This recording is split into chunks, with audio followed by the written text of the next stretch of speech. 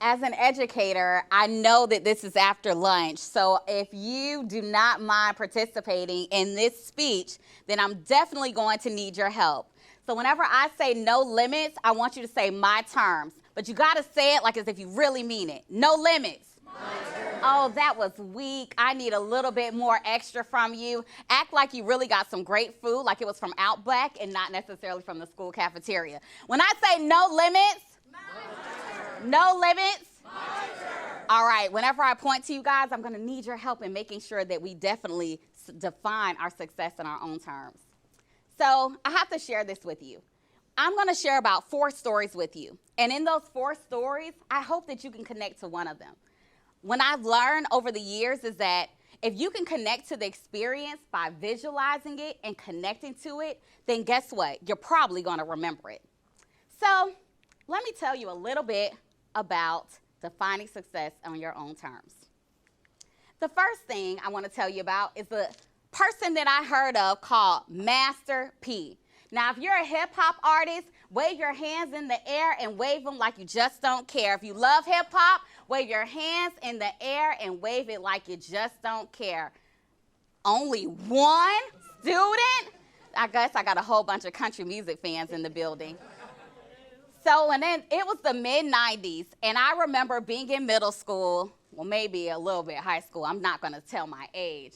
And I remember hearing No Limit.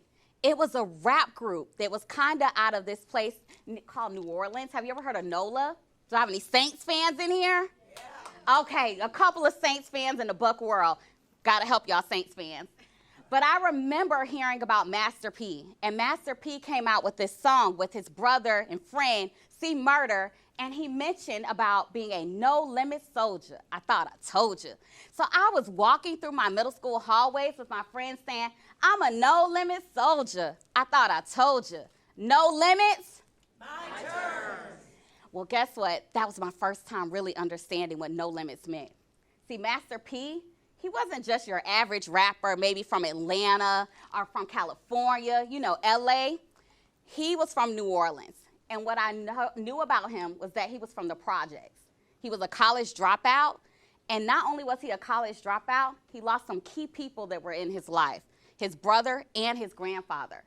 He showed me that not just being a rap artist and making Billboard charts was important, but it was also important to live your life and live it even when going through stressors of life, such as the death of a family member. I also knew that with Master P, he wasn't from one of those towns where everybody is a celebrity. So he really had to put forth a lot of effort in passing the limits that other people set for him. Can you imagine being from the projects of New Orleans and then to becoming a CEO of your own record company, to being seen at celebrity shows? I mean, he had to have a mindset that took him above and beyond what he noticed and how he grew up within the projects.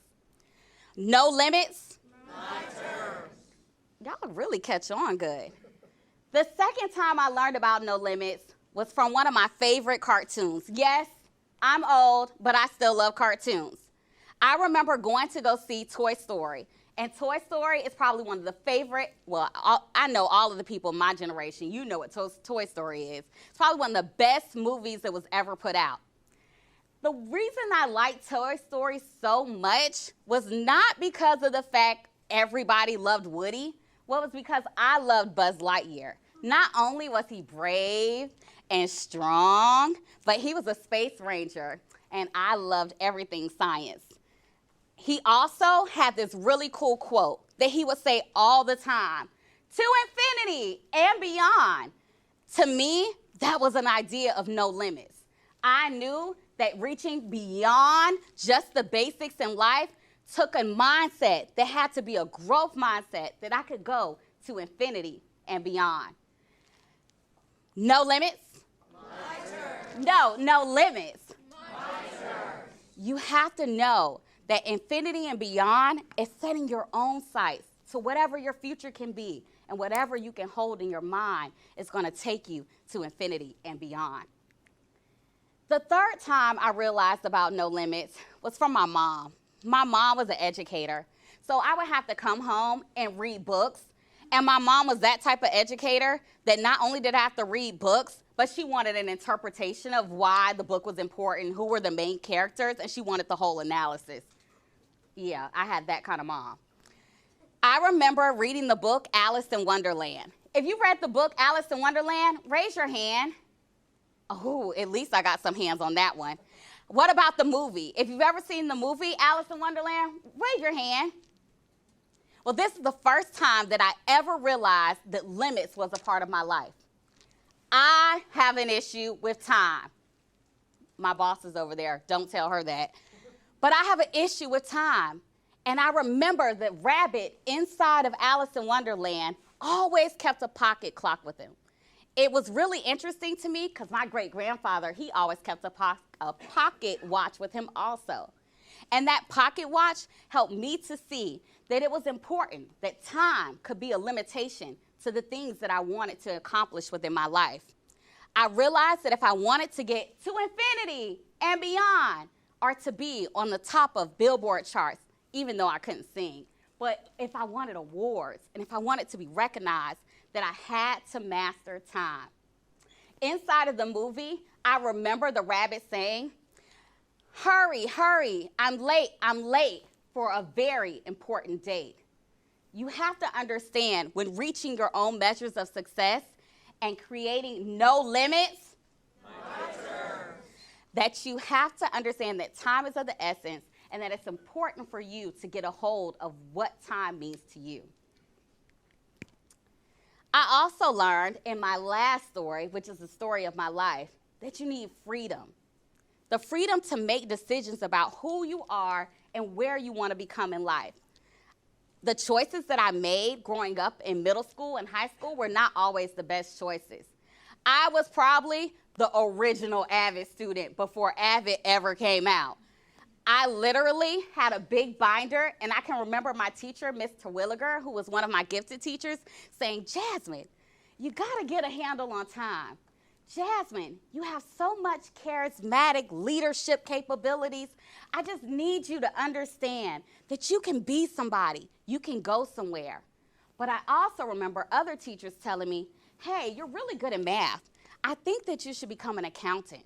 Or, "You're really good at speaking. Maybe you should be in communications." What I didn't know is that they were framing what my life would look like. I started making decisions based off of what everybody else would say. This is me. Cute, right? I'm waiting. Cute, right? Yeah. Oh, thank you. I love getting my own, self kind of hyped up. I remember being at this place called Enterprise Village in the 4th grade. And at Enterprise Village, my teacher told me, she said, "Jazmine, you're going to be a great accountant. We're going to have you work at this bank called Barnett Bank." Enterprise Village was a place where I could literally go and participate for one day in the career field I thought that would be of my choice. But my teacher had framed me into being an accountant. She knew that because I was good at math, that I would be a great accountant. What she didn't know is that I really probably wanted to be the mayor. I really thought that I could have been the person leading the whole entire town, because that's just my personality. It's who I am on the inside. But I didn't have that freedom. She guided me into becoming an accountant. Now, I knew what success looked like as an accountant. I've seen enough Scrooge cartoons that money is the almighty dollar. And I also knew that if I could bring profitability back to the bank, that I would be successful as an accountant for the day. So what did I do? I made sure that my checkbook was balanced. Kids, a checkbook is what we used in the 90s and the 80s and in the early 2000s to kind of keep an idea of where our money would be.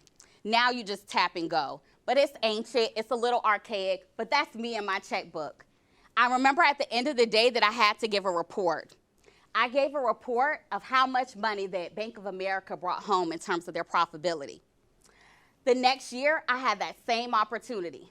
But this time, my teacher, good old gifted teacher, told me, "You're going to be the mayor now of the town."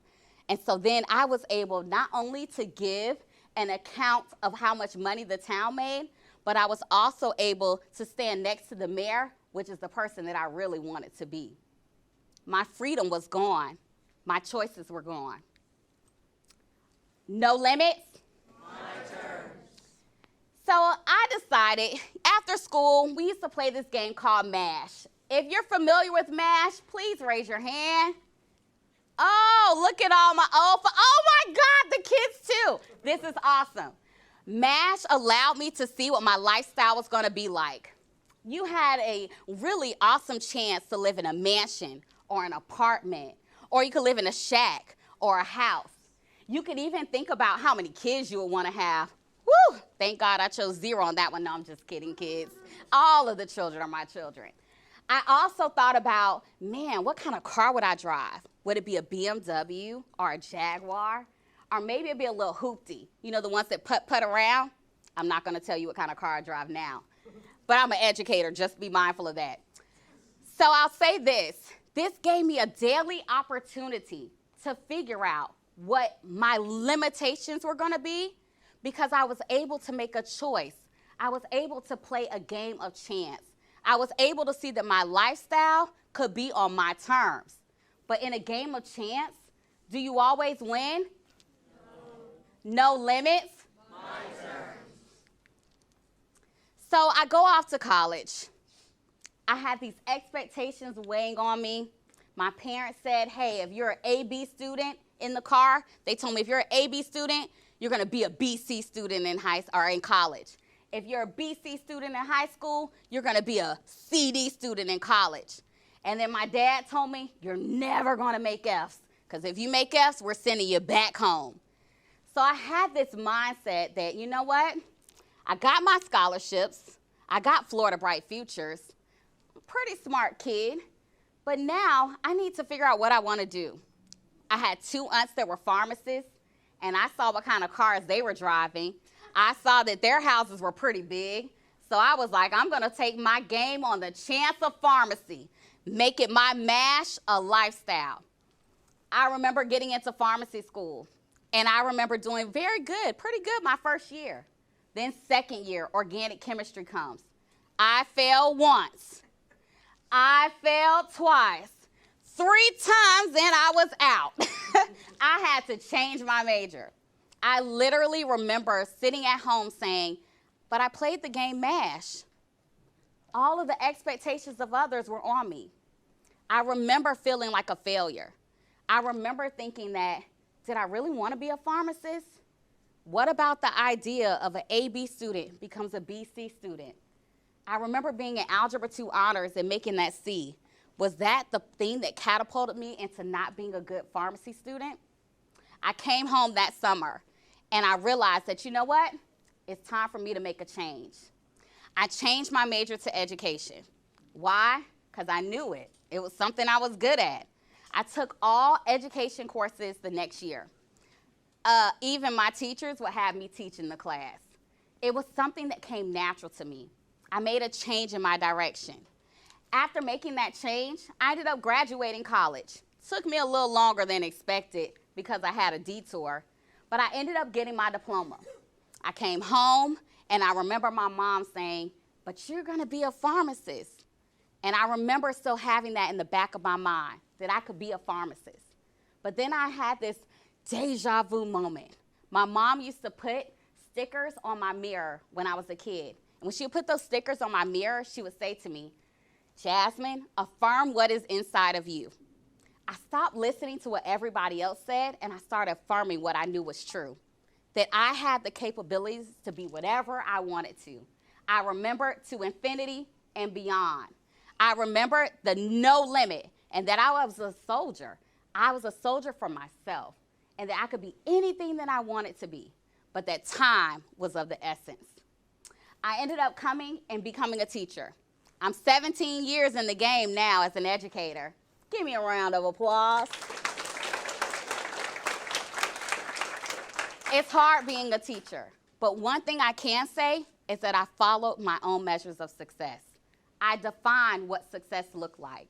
I realized that it's not the tip of the iceberg where everything looks great and pretty and beautiful, but it's the bottom of the iceberg that really defines who you are. Success is not just an overlying story, it's an underlying story.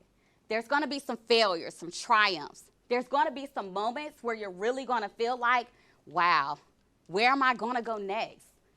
I realized that success can be for that very moment, like when you walk across the stage at graduation, or you go to your 8th grade dance, or you're dancing in the hallway to country music, right? Or those moments when you're attending a Bucks game and they actually beat the Saints. Okay, I realized that those moments are so important. Those moments allow you to see that success is not just a moment in time, it's continuous. You have a successful story. Your life is a story because no limits. My turn. Your future depends on you. What you want, what you can accomplish, what you can achieve. To infinity and beyond. No limits. My turn. Thank you, guys.